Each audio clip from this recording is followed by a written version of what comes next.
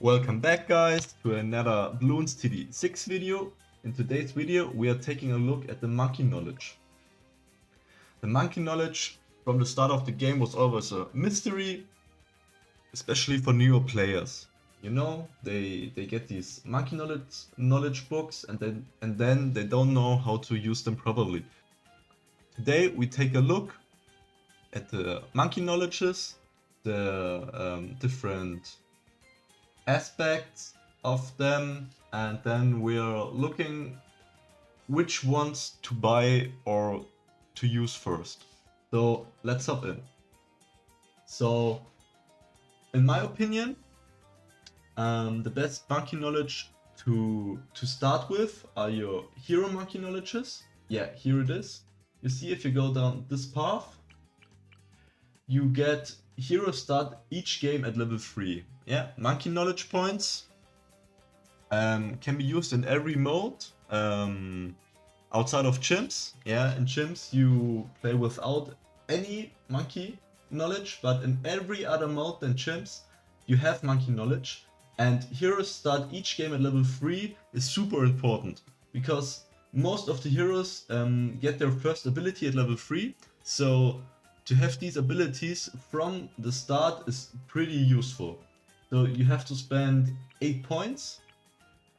And I would spend the 8 points with hero explosives, hero training costs reduced by 10%, so they level up faster. Then heroes earn XP 10% faster, yeah, then they level up 10% faster. But this one requires 3 points. So the other thing, I would go then, the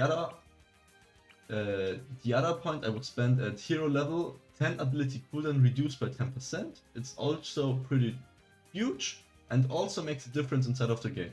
Then by heroes earn XP 10% faster. Then by heroes base cost reduced by 10%. Especially useful in poppable mode. I think some heroes can be bought only with this monkey knowledge at the first round on impossible mode, or even at other modes. So now you have 1, 2, 3, 4, 5 points spent, so you need 3 more. Yeah. The other point I would spend at level 20 heroes, level 3 abilities cooldown reduced by 30%. Now you have 6 points, and then I would go with this one here. Heroes do 1 extra damage to mob plus balloons. And then I would go with all heroes get slightly increased range. Then I would go with hero start each game at level 3. This is the important one. After we've spent our 9 points in the hero's knowledge, we go over to the primary knowledge. Yeah, and there the maybe single most important knowledge in the whole game is bonus monkey. Start each game with 1 free dart monkey. Especially in boss events, but also in the normal game modes, this perk is so useful to snowball your farming, to get an early lead, to save money for a bigger tower. This knowledge is so important. And as you can see, we need 12 monkey points to get our bonus monkey. Also, which is always nice to know, you have to spend monkey money for these upgrades. Yeah, you see the first ones are free, but at the 8 required points you need 250 monkey knowledge, then 500, and then 1000. Yeah. I would start the following. By dart monkeys get 1 pierce to all shots, then crossbow range increased. Overall, all the primary knowledge points, they're okay. Yeah, they're all okay, but nothing special. The really important one is this here, more cash, increase starting cash by 200. Also a very good perk. And bonus monkey, start each game with 1 free dart monkey. Yeah, so I would choose the upgrades which you like the most, so the towers you play most. For example, one plays tech shooter, the other one plays the boomerang, but make sure that when you have spent your 10 points that you are here. Yeah, here. For For example, this one here, primary towers attack 5% faster if all are below tier 3 and cost 5% less if all are tier 3 or tier 4. This is also a very good perk. So there are some nice perks here. Overall, not the best, but you can't go wrong with any of them. But just make sure you reach these two.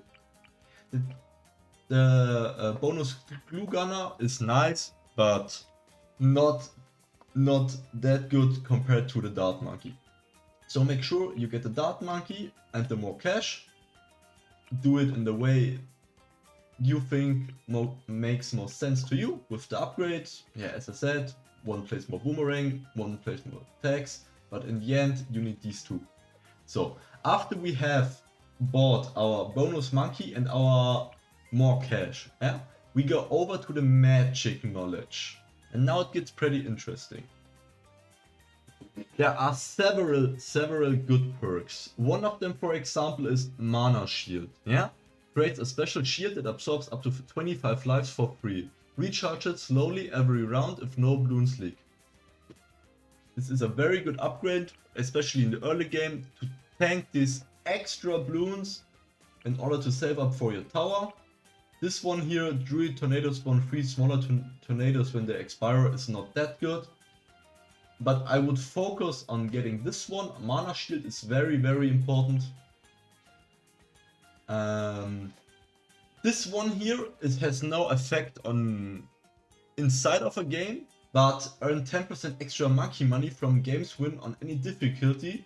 Really snowballs your monkey money, yeah? So if you're after that and want to buy some heroes, get this one as soon as possible. So on the left side we have focuses on our super monkey. So for example, you can see some avatar can pop purple balloons. Ultra vision allows super monkey to see through fire and through blocking objects, but the really important one is this here. Yeah, there can only be one. There can only be one means that you can there's a true sun god, yeah, and you can transform the true sun god in the vengeful true sun god, yeah, but you can only transform him with this upgrade. So if you want to play him, buy this one. Overall, I would say these upgrades are more useful than the upgrades in the primary path. So I would focus on this monkey. So I would focus at first at the magic knowledge. Then, after we've bought our mana shield, yeah, I would go to the onto the powers knowledge. And in the powers knowledge, our focus is this one. Pre-game prep. Start each game with a pile of permanent road spikes at the end of the track. This upgrade is also very useful for the beginning. For example, if you play impossible mode and there is the camo balloon on round 24, you don't have to place any camo tower and your road spikes can easily tank them. The other upgrades are honestly all trash, yeah? You don't need them. Then onto the military. Military also has some nice benefits, especially the last one, yeah? All mob plus balloons spawn in a partially damaged state. This upgrade is also very useful, so you need to deal less mob damage, also a good upgrade.